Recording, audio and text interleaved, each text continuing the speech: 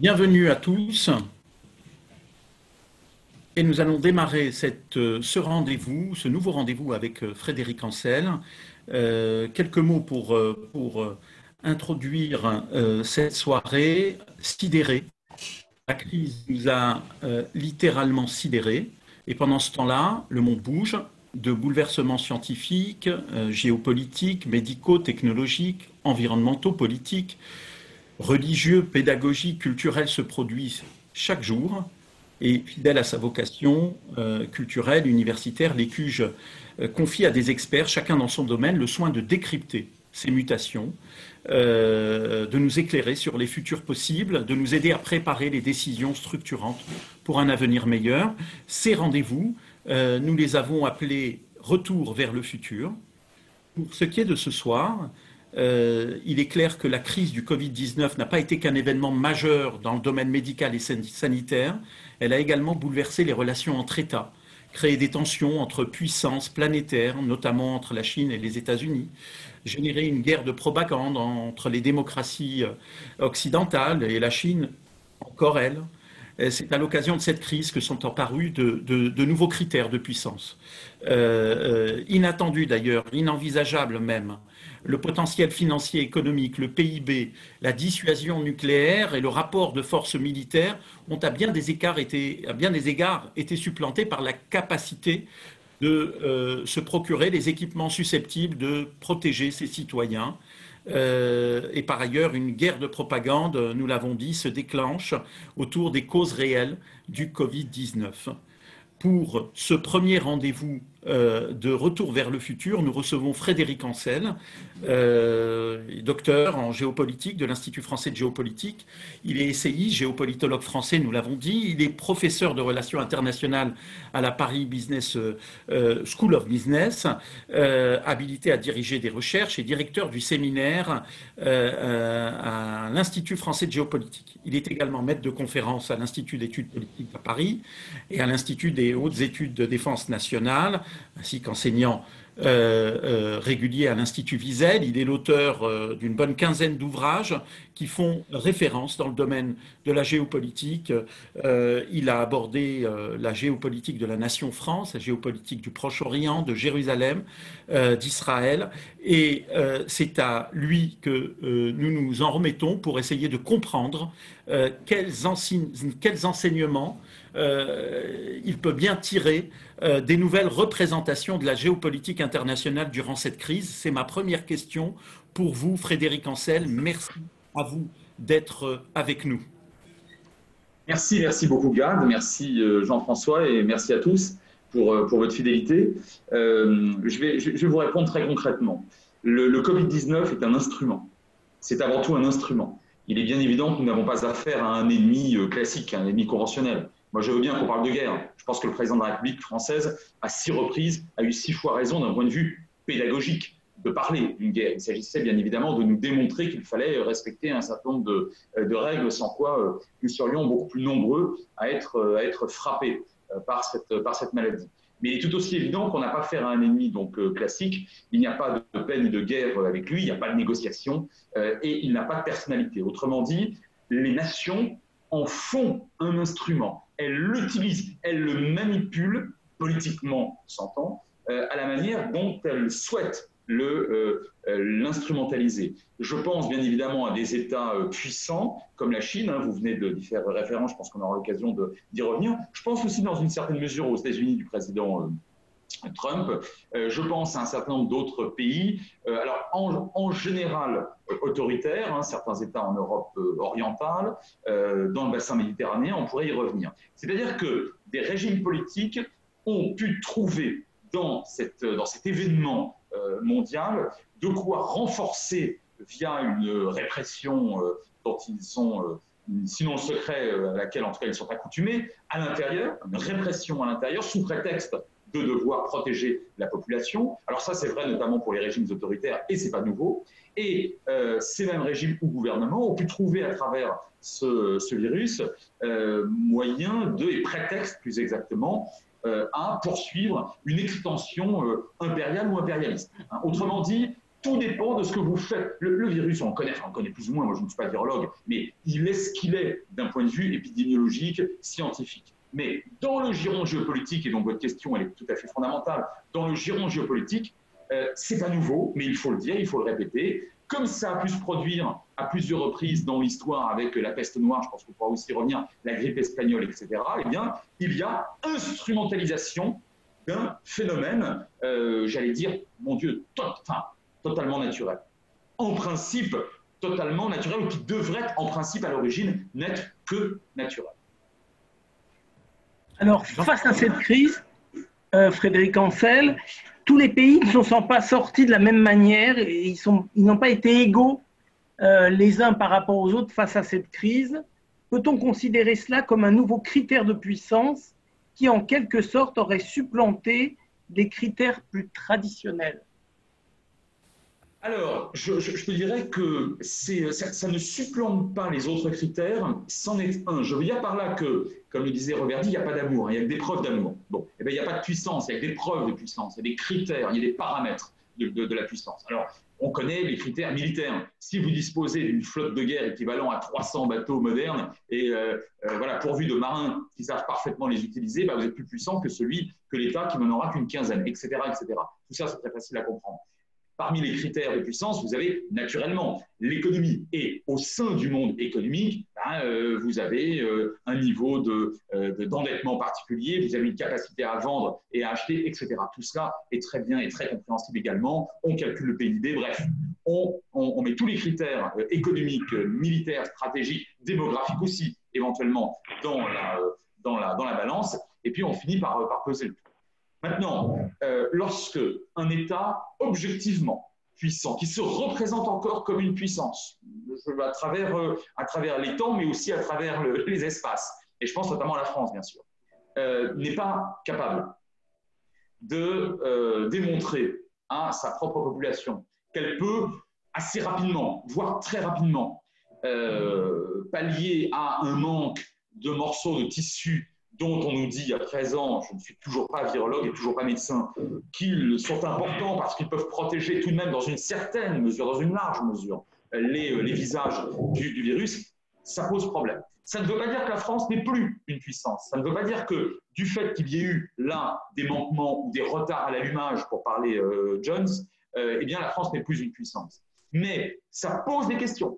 Et ça pose notamment la question de savoir si oui ou non, on a trop délocalisé ou si on ne devrait pas moins délocaliser en termes de fabrication de matériel ou de matériaux hospitaliers notamment ou médicaux dont on voit bien qu'ils procèdent de la puissance. C'est-à-dire qu'au fond, si on considère qu'il risque d'y avoir, et il risque bien sûr toujours d'y avoir d'autres phénomènes endémiques comme il y en a eu d'autres dans l'histoire et comme il y en aura depuis la grande peste de Justinien, et on pourrait remonter bien évidemment depuis la nuit des temps, si ça c'est devenu un critère de puissance, si la population à juste titre est en droit d'exiger de l'État une réaction plus rapide, plus efficace, et finalement moins de dégâts humains ou économiques, ça devient un critère de puissance. Et par conséquent, il va falloir réfléchir très sérieusement à la manière dont l'État français, dont d'autres États occidentaux, et pas seulement occidentaux, doivent se réapproprier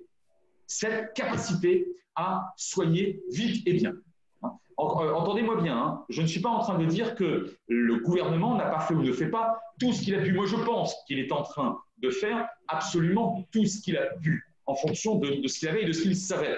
Et j'ajoute d'ailleurs un point important, c'est que, vous savez ce qu'on dit, je me regarde, je me désole, je me compare, je me console. C'est-à-dire qu'on a affaire, et pas seulement dans des zones extraordinairement exotiques, de satrapes orientaux, on a affaire en Occident et parmi nos amis occidentaux démocratiques à des chefs d'État et de gouvernement qui aujourd'hui sont parfaitement inconséquents, qui sont de véritables clowns. Bon, ce n'est pas le cas en France. Donc je pense que nos gouvernants ont le moins mal géré possible cette crise. Mais néanmoins, ça pose la question, effectivement, de la puissance de la nation et de sa capacité à pouvoir réagir rapidement à une crise très importante. Et en vertu du principe de précaution qui, depuis maintenant quelques décennies, quelques années en particulier, nous anime tous, notamment les démocraties, pas seulement, mais surtout, eh bien, en fonction de ça, il faut, oui, effectivement, considérer que c'est un critère de puissance et que là, on a dans une certaine mesure, échoué.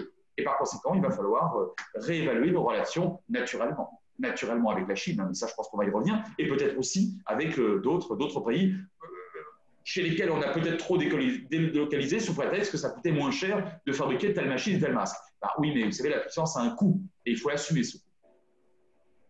Parce que, en l'occurrence, cette capacité de répondre de manière satisfaisante à la crise d'un point de vue médical, d'un point de vue sanitaire, est clairement aujourd'hui considérée comme un critère de puissance. Mais qu'en est-il de ces pays qui jusque-là étaient considérés plutôt comme des pays non signifiants d'un point de vue des équilibres mondiaux et qui s'en sont très bien sortis? Je pense évidemment à certains pays asiatiques.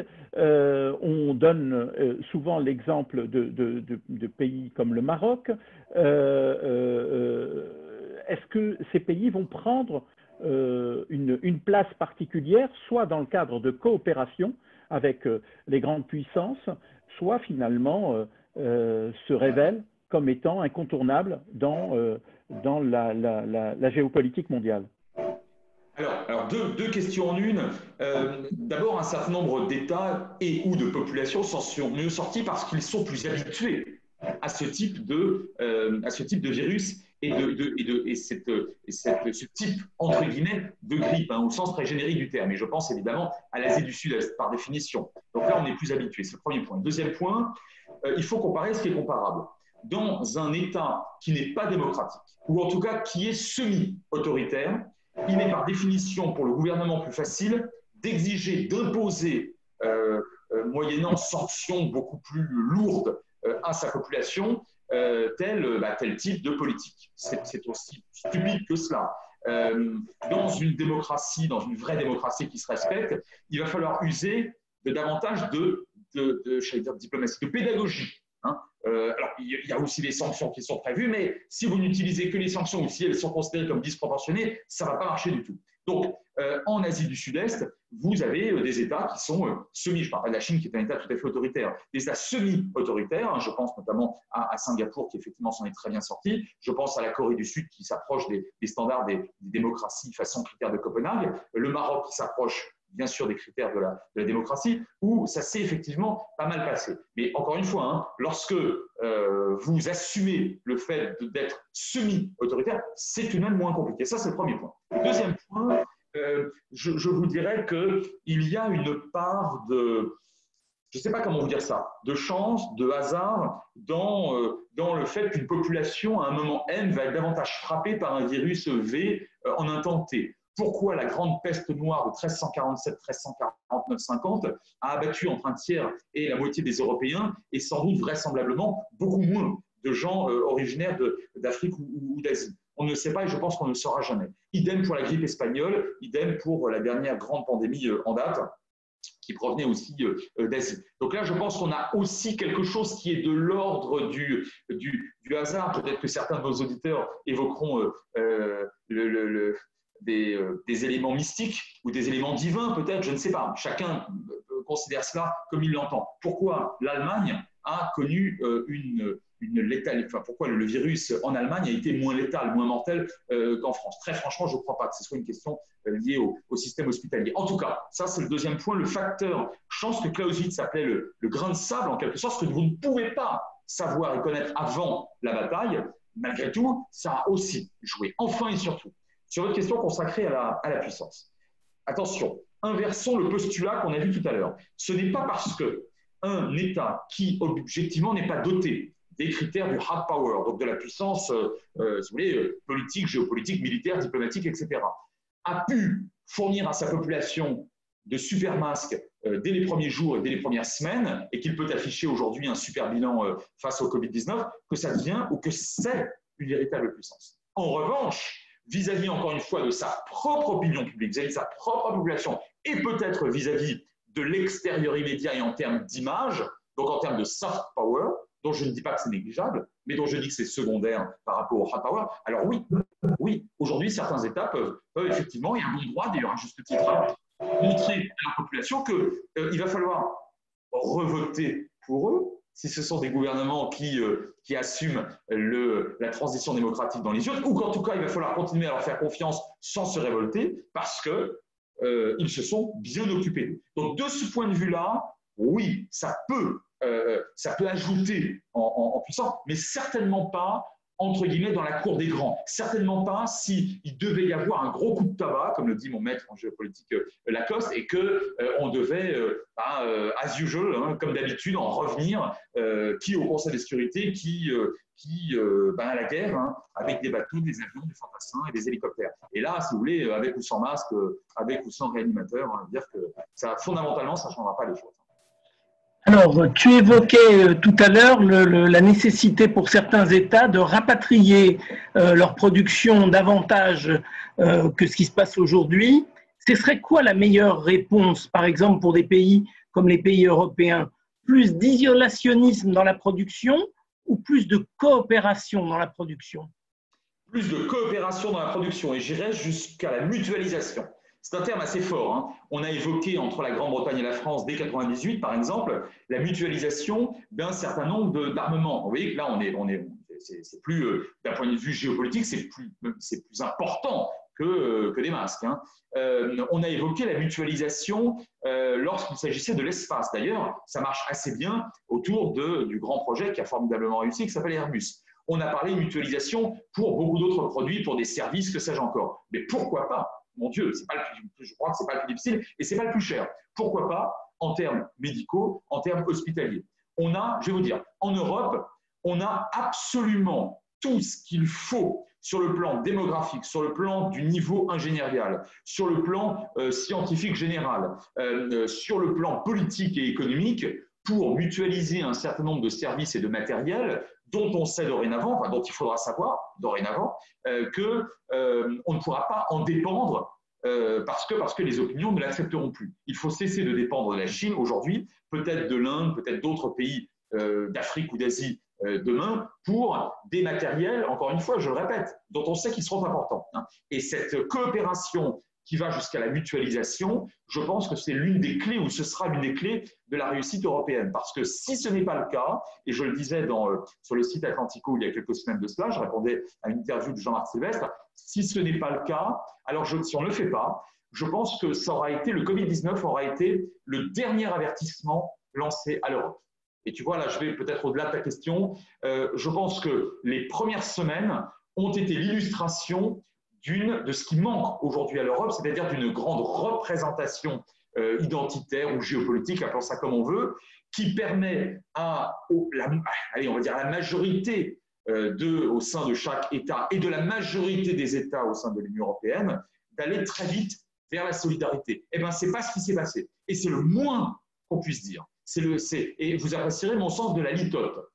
Alors, ça, on a commencé extrêmement mal. Et comment voulez-vous vous faire respecter en tant que puissance par l'extérieur? Comment voulez-vous même vous faire respecter par les opinions publiques dont vous êtes en charge en quelque sorte, si entre vous n'êtes déjà pas solidaires? Alors, heureusement, il y a quelques jours de cela, il y a eu une grande initiative et je pense qu'il faut en rendre grâce au tandem de Macron-Merkel. Mais en principe, ça devrait marcher. Donc, mais je pense que ça a été réellement le dernier avertissement. Et encore une fois, pour répondre concrètement à ta question, ce ne serait pas le plus difficile. Cette coopération sur le plan sanitaire intra-européenne, si on n'arrive pas à la faire, si on n'arrive pas à en produire une efficace dans les prochaines années, c'est à désespérer de tout. Et très franchement, on peut arrêter. Et je pense que ça va marcher parce qu'on a pris conscience, cette fois-ci, je pense, j'espère en tout cas, on a pris conscience qu'il y avait encore du chemin à faire et que l'Europe ne pourrait en aucun cas devenir une puissance respectable, une puissance globale, pas seulement économique, commerciale, culturelle, si elle ne parvenait déjà pas à s'arranger du Covid-19. Frédéric, vous relevez, on reviendra à la Chine parce que c'était quand même un élément clé de ces bouleversements à venir, mais concernant l'Europe justement, il y a eu beaucoup de critiques sur les premières semaines de la crise, une sorte d'immobilisme parfois considéré comme criminel, et Et puis, ces 2 dernières semaines, je crois, il y a eu cette publication, ou en tout cas cette annonce d'un grand plan de soutien financier qui a vocation à redynamiser l'économie des pays, et particulièrement des pays qui sont en très grande difficulté. Je crois que le pays qui en bénéficiera le plus est l'Italie. Le fait est qu'on a quand même, en vous écoutant, l'impression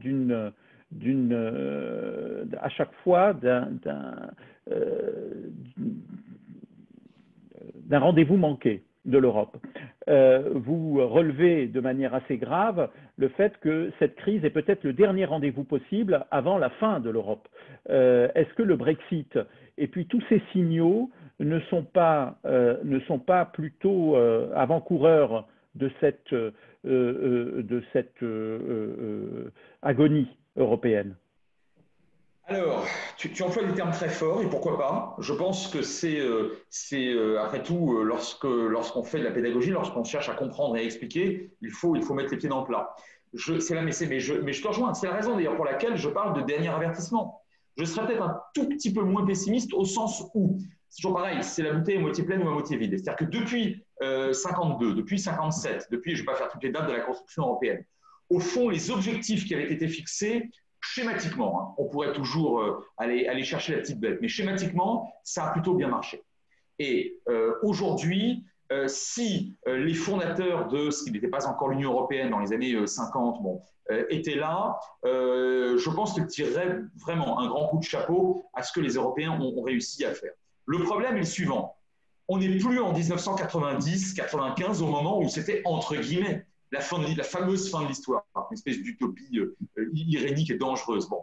Et dans les années 90, la Chine n'était pas encore l'adversaire systémique. Je reprends les termes du président de la République, que j'approuve.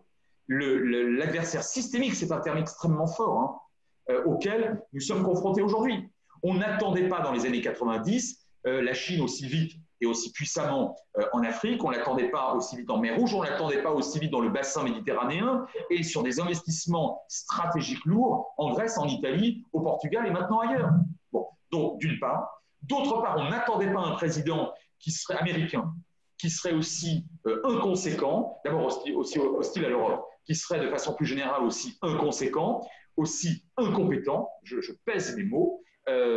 Et là, on a une conjonction de facteurs défavorables, et j'en ajoute un au sein même de l'Union européenne, tu as parfaitement eu raison de le rappeler, on ne s'attendait pas, depuis l'entrée de la Grande-Bretagne, qui avait tapé à 3 reprises à la porte de l'Europe, et les 2 premières fois, De Gaulle avait refusé quand même, donc la Grande-Bretagne était très demandeuse. On ne s'attendait pas à ce qu'un jour, quelqu'un, un homme politique britannique, pour parvenir au pouvoir, alors qu'il était contre le Brexit, finalement l'organise pour arriver au pouvoir. Voilà.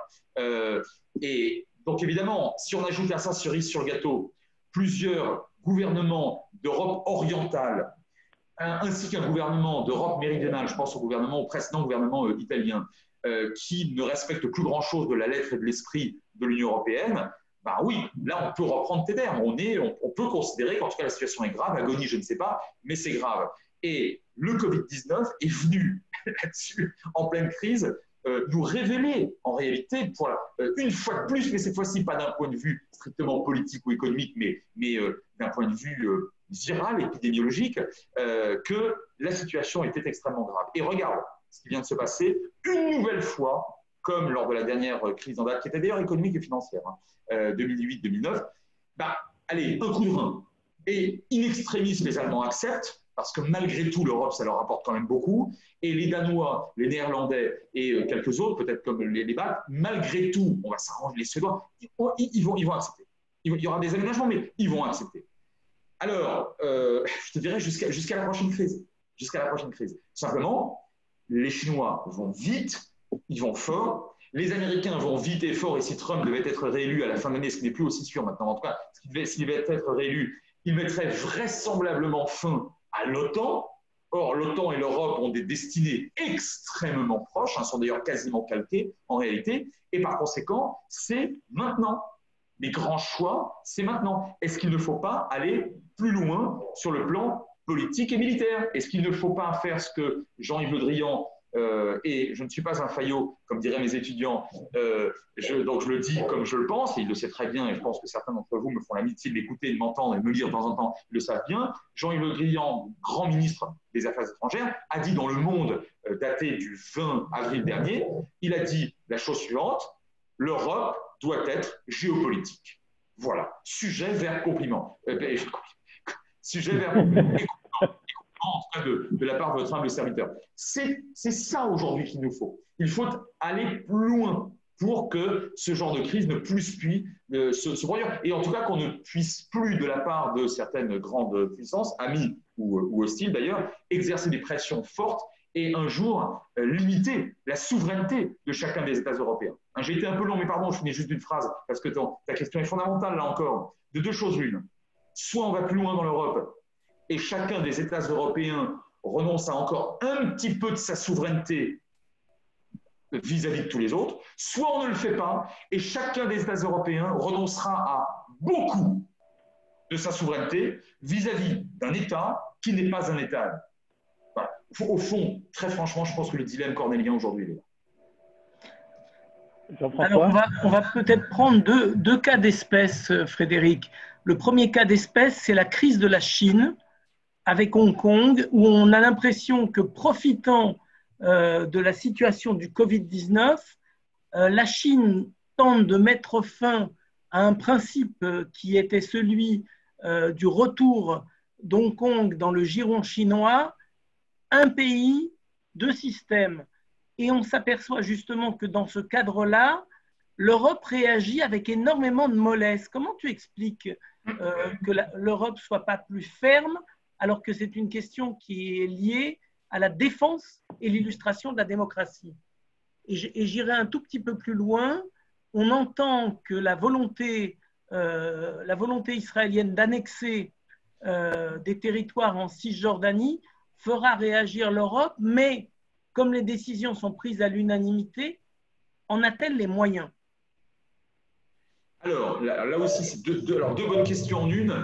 D'abord, je pense qu'il était naïf de croire que la Chine tiendrait parole et maintiendrait ce système de double standard avec Hong Kong. Il fallait être naïf, non pas que les Chinois sont des gens méchants, d'ailleurs je ne parle pas évidemment de la population, je parle du régime en place, mais il n'est pas grand clair, pas besoin d'être grand clair pour savoir que c'est un régime qui non seulement est autoritaire, qui considère que Hong Kong doit lui revenir de plein droit sans la moindre intervention extérieure en termes de souveraineté, la sacro-sainte souveraineté, et que la Chine considère qu'elle a été, depuis un peu plus d'un siècle, spoliée, humiliée, notamment par les traités inégaux du 19e siècle, ce qui d'ailleurs à l'époque n'était pas faux, bien sûr, jusqu'au début du 20e, et par conséquent, elle a une revanche à prendre.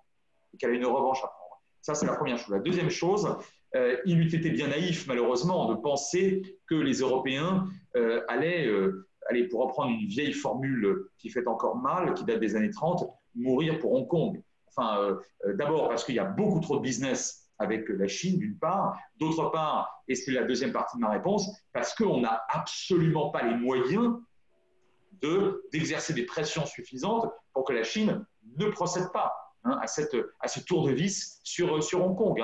Ou alors, il faudrait y aller avec un blocus économique ou avec un embargo pétrolier. Enfin, ce serait des casus belli, ce serait extrêmement grave. La Chine est une grande puissance. Régionale peut-être, mais c'est une grande puissance. Donc, on ne le fera pas et de toute façon, pour des raisons de business, on ne le fera pas. Maintenant, ta question nous pousse à aller plus loin. Et si demain, il y avait des menaces directes sur l'environnement direct de l'Europe? Et il y en a. Et on l'a bien vu au Proche-Orient et ma foi, un État, enfin la moitié, le tiers d'un membre de l'Union européenne est toujours très concrètement occupé par une puissance étrangère qui s'appelle simplement la Turquie. Je dis ça, je ne dis pas grand-chose, je le rappelle, simplement, pour qu'il soit dit. Bon, et que cet État, mais d'autres, mettent en péril des États amis de l'Europe. Je pense bien évidemment à la République d'Arménie et je pense à des populations amies, à savoir les Kurdes. Et on pourrait passer là-dessus évidemment beaucoup de temps. Bon, qu'est-ce qu'on fait? Pas grand-chose. Donc en fait, ta question, elle est encore plus, j'allais dire, elle est d'autant mieux posée qu'en réalité, bien au-delà de Hong Kong, on va être obligé de se la poser dans l'environnement immédiat de nos frontières. Et là, de deux choses l'une, j'y reviens. Soit l'Europe est géopolitique et on peut dire à un État qui ne se conformerait pas à nos intérêts, écoutez, franchement, là, on n'est pas content. Alors, qu'est-ce qui va se passer? On va frapper. Soit on ne veut pas se représenter comme Europe, on ne veut pas devenir une puissance globale, une puissance géopolitique, et on ne le fera pas, et on ne le fera jamais. Et là, du coup, je rejoins le pessimisme relatif de notre ami Gad, parce que je constate année après année que l'Europe orientale est constituée d'États dont les représentations en termes de menaces, de stratégies, d'objectifs ne sont absolument pas celles de l'Europe occidentale, pour faire schématique. On a là-bas, notamment en Pologne et dans les pays baltes, un prisme russe qui est absolument primordial en termes de menace, je veux dire de perception de la menace, ce qui n'est pas le cas en Europe méridionale ni occidentale, d'une part. D'autre part, ces gens-là, l'islamisme radical, ça ne les intéresse pas. Bon, ils n'ont pas de communauté musulmane, la Bulgarie étant un cas à part chez eux, et ils n'ont pas été frappés par des attentats islamistes. Et puis, ils ajoutent, lorsqu'ils ne sont pas trop polis, et en général en privé, ils ajoutent assez facilement et assez rapidement que les Anglais et les Français, éventuellement les Belges, les Allemands et les Italiens ont colonisé maintenant en Afrique et en Asie. Maintenant, ils ont qu'à se débrouiller avec leurs anciens colonisés. Fin de citation. C'est quelque chose que j'entends très souvent, y compris chez des gens en responsabilité et chez des gens tout à fait modérés, intelligents et cultivés. Voilà. Donc, si tu veux, ta question repose celle de l'Europe géopolitique. Maintenant, quant à Israël, il n'y aura pas d'unanimité. Parce que, et notez ce fait, mais vous le savez parfaitement, je pense que certains de nos internautes, je ne sais pas comment les appeler, de nos amis auditeurs, le savent aussi, la seule question sur laquelle les États de l'Union européenne se dispersent systématiquement sur les 3 votes possibles, oui, abstention ou non, dans les cénacles onusiens ou dans les cénacles européens, c'est la question israélo-palestinienne. Alors, cette question, il semble donc que cette question reste un vrai sujet pour les Européens, certes, mais les Israéliens, semble-t-il, ont d'emblée tourné le dos à une coopération stratégique avec l'Europe pour se tourner vers l'Asie. Alors, je ne sais pas si, là encore, je suis peut-être un peu trop radical. Le fait est que on sait que c'est d'ailleurs un enjeu aujourd'hui des relations entre Israël et les États-Unis, que ces nouvelles tentatives de rapprochement entre Israël et la Chine. Derrière cette question, il y a à nouveau un autre sujet qui est l'affaiblissement de l'Europe, qui, semble-t-il, est pris en tenaille entre, vous l'avez dit, la Russie, la Chine d'un côté, les États-Unis de l'autre, qui, avec le pouvoir actuel de Trump, semble vouloir affaiblir l'Europe de manière claire. Ma deuxième question, Frédéric, qui est aussi celle posée par Léa parmi nos participants, c'est qui en Europe est susceptible de porter de manière claire une vraie stratégie européenne. Vous l'avez dit, le couple franco-allemand semble solide, mais Angela Merkel est sur le départ, et le président Macron, qui semble en pôle position sur le combat européen, eh bien, est tout de même très affaibli en France. Donc voilà, 2 grandes questions pour vous.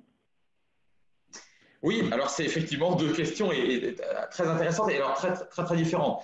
Alors les Israéliens, moi je ne dirais pas qu'ils tournent le dos à une coopération stratégique avec l'Europe. Il y a énormément de partenariats et aujourd'hui encore, le volume d'échanges entre Israël et l'Union européenne est plus important que le volume d'échange entre Israël et les États-Unis, et bien sûr beaucoup plus important que le volume d'échange entre Israël et les autres zones dans le monde. Mais c'est vrai que c'est en stagnation, et il est parfaitement exact que l'Asie constitue aujourd'hui un nouvel horizon, comme d'ailleurs pour beaucoup d'autres pays, mais pour Israël. C'est surtout vrai pour l'Inde. L'Inde aujourd'hui est un partenaire non seulement commercial, mais stratégique d'Israël, qui est tout à fait stupéfiant. Enfin, les chiffres sont absolument stupéfiants. C'est vrai avec l'Inde, c'est vrai avec un pays comme Singapour, qu'on évoquait tout à l'heure, mais avec l'Inde, vous avez des possibilités évidemment encore beaucoup plus importantes. La Chine s'ouvre, oui, c'est vrai, mais il y aura une limite. Et la limite entre la limite de la coopération entre la Chine et Israël, ce n'est pas tellement l'Europe, ça sera l'Inde. Parce qu'entre l'Inde et la Chine, je ne vais pas vous l'apprendre, là, pour le coup, on a affaire à des rivaux, sinon mortels, en tout cas extraordinairement sérieux. Donc, il y a bien un moment où si Israël veut franchir un seuil de coopération, notamment stratégique avec la Chine, il faudra qu'elle limite celui qu'elle entretient avec l'Inde, etc. Mais effectivement, on est déjà sur plusieurs milliards de dollars lourds chaque année, et uniquement dans le domaine militaire.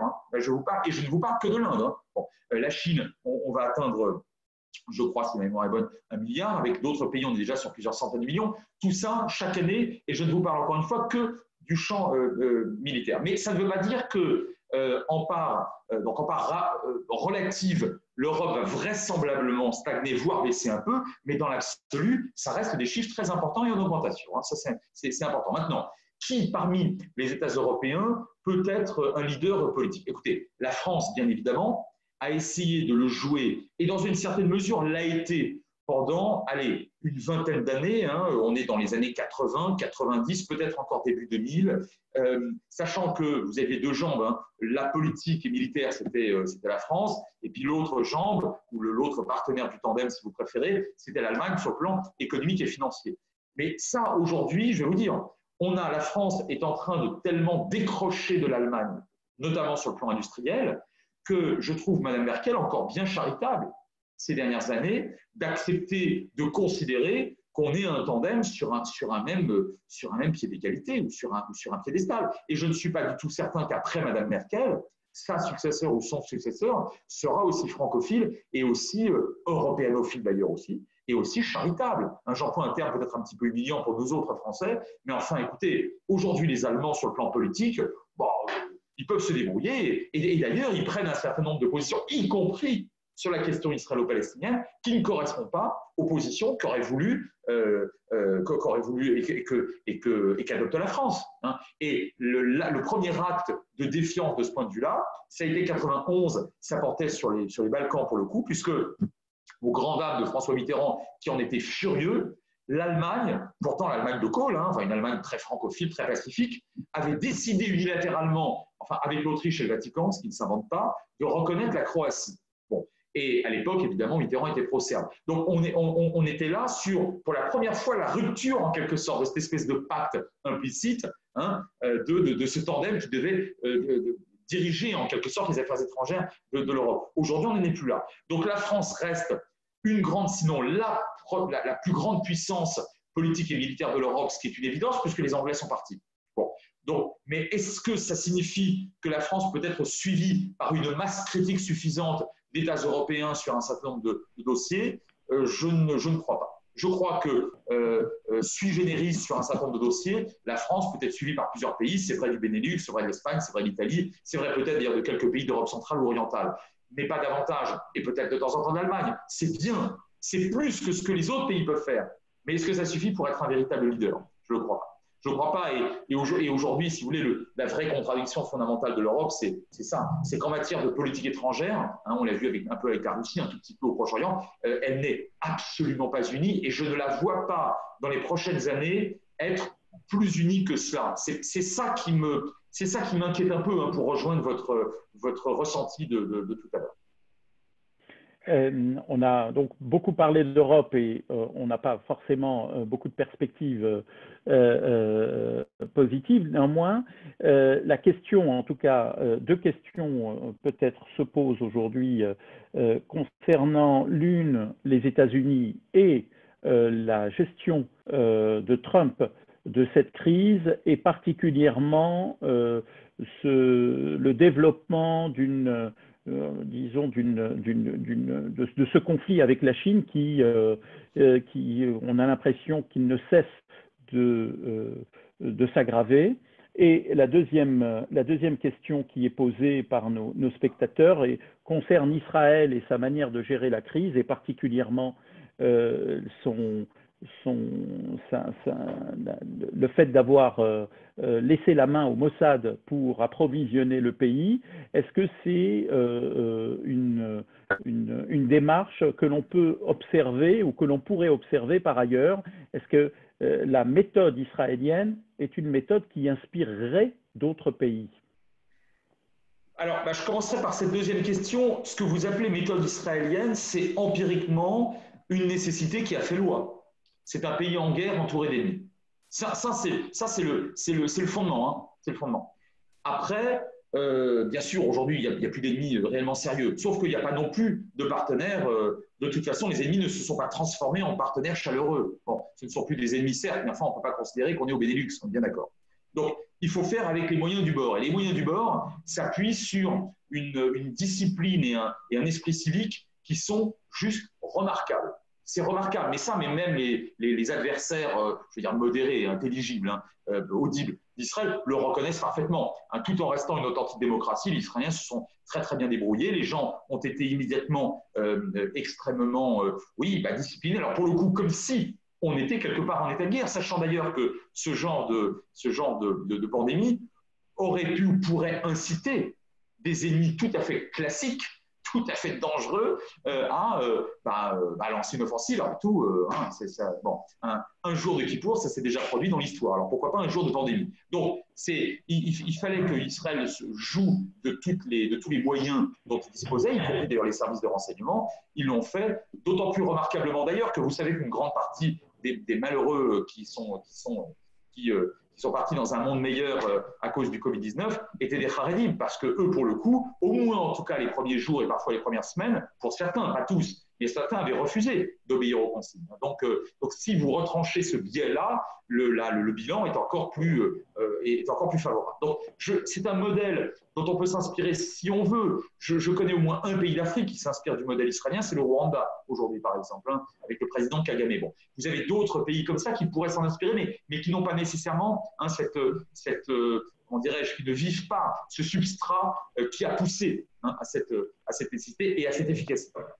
Maintenant, concernant les États-Unis, je ne voudrais pas vous paraître trop sévère, j'ai déjà été tout à l'heure, mais cette crise est une nouvelle illustration de ce qu'est au pouvoir le président Trump. Il a commencé à parler de petite grippe ou de grippette, d'ailleurs ce n'était pas le seul, pour être honnête. Bon, n'empêche que c'est quand même pas très responsable. Il ne s'entoure pas où il s'entoure mal, et les gens dont il s'entoure parfois quittent très rapidement son giron en disant de lui pique-pendre.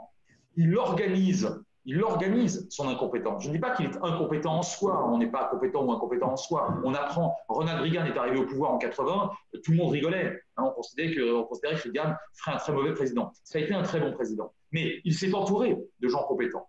Okay. Là, vous avez une grande partie de l'administration qui, 3 ans et demi après sa prise de fonction, n'est même pas des postes qui ne sont même pas pourvus. Okay. Si vous ajoutez à ça une très grande proximité avec les évangélistes dont certains sont vraiment des charlots, bon, surtout en période de pandémie, vous avez affaire à quelqu'un qui n'est franchement pas à la bonne place. Je serais beaucoup moins sévère sur la guerre commerciale avec la Chine. Le volume d'échange entre les États-Unis et la Chine, c'est 350 milliards chaque année. Je vous laisse évidemment deviner que c'est de loin le premier volume d'échange entre deux États au monde, de très très loin. Le 350 milliards, vous avez 300 milliards d'un côté, 50 milliards de l'autre. Autrement dit, Barack Obama, avant Donald Trump, mais de manière plus délicate et plus polie, disait finalement des choses assez similaires. Disait aux Chinois, écoutez, ça ne peut pas durer comme ça, vous ne suivez pas les mêmes règles que nous, vous faites du dumping social, etc. Bon, ça ne pourra pas durer, ça nous coûte trop cher. Donc de deux choses l'une, soit on y va par la négociation, renégocier un certain nombre d'accords, soit dans le cadre de l'OMC, soit à l'extérieur, soit on ira par du hard power. Évidemment, ce n'est pas la guerre, mais on vous gênera considérablement dans d'autres domaines. Et ça, les Chinois le comprenaient très bien. Sauf que le nouveau président chinois manque singulièrement d'humour quand même. Et on a affaire à quelqu'un qui, manifestement, entretient une volonté beaucoup plus dirigiste, beaucoup plus autoritaire que ses prédécesseurs, y compris au sein même du PCC chinois. Encore plus, comme aurait dit Coluche, que les prédécesseurs, d'une part, et d'autre part, certainement doté de visées plus impériales ou impérialistes à l'extérieur. Ça, c'est une certitude. Et de l'autre côté, on a un président américain qui ne s'embarrasse absolument pas de formules de politesse. Donc, évidemment, ça coince, hein, mais de ce point de vue-là, je peux moins en vouloir à Trump sur le fond. Je pense qu'il n'a pas tort de vouloir modifier un certain nombre de règles parce que ces règles ne sont pas appliquées par les Chinois. Donc, on a affaire à des gens ou à un régime en tout cas qui n'est pas fair-play d'un point de vue économique. Maintenant, si votre question sous-jacente c'est mais est-ce que sur le fameux syndrome de Thucydide, ça peut aboutir à une rivalité militaire? Est-ce que des rivalités commerciales peuvent aboutir à des rivalités militaires? Je vous dirais que c'est parfois le cas, mais ce n'est pas une règle absolue. Ce n'est pas du tout une règle absolue. J'ajoute que là, je suis très très optimiste parce qu'on a affaire à des titans ayant chacun la capacité d'anéantir toute forme de vie sur Terre. Bon, écoutez, vous savez très bien, on ne va pas faire un cours sur la dissuasion. Tout le monde sait très bien parmi nos auditeurs ce que ça signifie la dissuasion. Donc, on fait quand même très très attention. Donc, de ce point de vue-là, je pense que ça finira par se régler, peut-être par des bisbilles, notamment en mer de Chine, et avec des nouvelles alliances et avec des budgets militaires en augmentation constante, mais qu'on n'ira pas à l'affrontement. Et j'inverse une dernière fois le postulat. Vous savez qu'en 1913, jamais le Deuxième Reich, donc l'Empire allemand wilhelmien, le Royaume de Grande-Bretagne, le Royaume-Uni et la République française n'avaient autant commercé. Les trois économies en 1913 étaient intimement liées et chacun y gagnait beaucoup. Vous vous souvenez de ce qui s'est passé un an plus tard? Donc vous voyez, c'est-à-dire qu'il n'y a pas de règle absolue. Ce n'est pas parce qu'on est rivaux d'un point de vue économique qu'on va finalement faire la guerre, mais ce n'est pas non plus parce qu'on entretient d'excellents rapports commerciaux ou économiques qu'un jour, malheureusement, on ne va pas la faire. Il n'y a pas de règle absolue en géopolitique. Bon, merci Frédéric Ancel d'avoir répondu aux questions de nos participantes et de nos participants, que nous remercions de leur fidélité. Nous n'avons évidemment pas épuisé toutes les questions et je vous remercie beaucoup. Il y a encore beaucoup de questions qui nous ont été posées. Vous avez été très nombreux pour ce rendez-vous. Vous pourrez partager le replay de ce rendez-vous dans quelques instants. Et à propos je vais à nouveau… Pardon, à propos de rendez-vous, cher Gad, si je peux me permettre, un rendez-vous littéraire éditorial, un modeste que sais-je, consacré à la guerre, sort en septembre, et que sais-je, c'est petit, c'est pédagogique, c'est fait pour, ça sort fin septembre, et fin septembre justement auront lieu les 5e rencontres internationales géopolitiques de Trouville, puisqu'évidemment elles devaient avoir lieu fin juin, et elles ont été reportées au dernier week-end de septembre, avec pour thème mémoire et géopolitique. C'est ouvert absolument à tout le monde, il n'y a pas besoin de s'inscrire, il n'y a pas besoin de payer. C'est formidable. Je pense qu'il sera encore beau à Trouville et on viendra pour ce rendez-vous qui est devenu un rendez-vous de référence. Grâce à vous, Frédéric. Merci beaucoup. Au revoir à tous.